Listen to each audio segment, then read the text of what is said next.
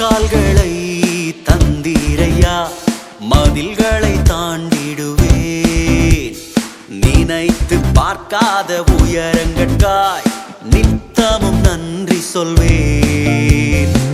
கால்களை தந்தீரையா, மதில்களை